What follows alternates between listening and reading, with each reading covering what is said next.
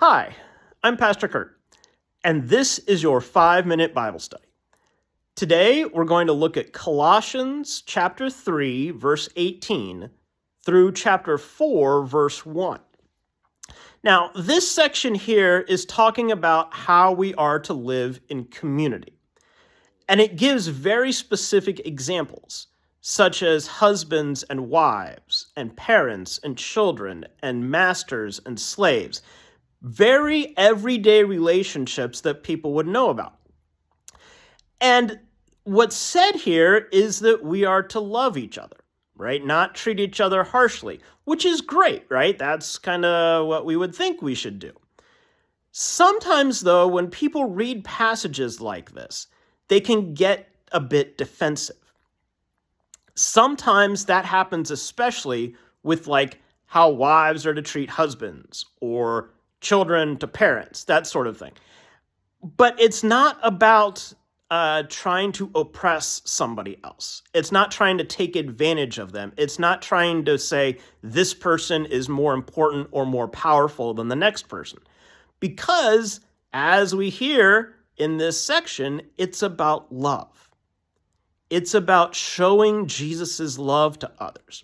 So when you're in these types of relationships, it's not about thinking, hey, I'm more important than you are. You do what I tell you to do. No. It's about treating this other person with love. Especially because, as this section reminds us, we are subject to Christ. We need to remember that He is the one who loves us. Therefore, we then show that same love to others. In a way, it sounds like common sense, but sometimes we need to be reminded about this.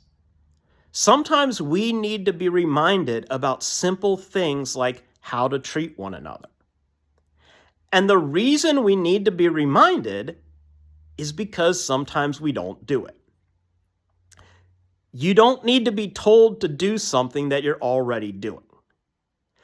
So we, like the original audience of this letter, need to be reminded to treat others with love and respect, to treat others the way that Christ treats us.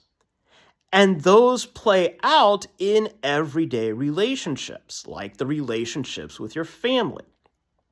Now, one of the examples I mentioned was masters and slaves. That was part of the culture back then.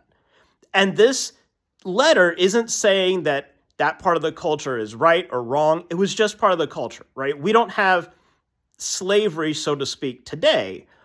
But today we can think about situations where maybe you might think you're better than somebody else. That other person is simply there to serve you. Think about, being at restaurants. Think about the people who collect your trash from the curb every week. Think about these people who you don't know who they are, you don't really care who they are, you just want them to do this service for you. Well, you can still show them the love of Christ too.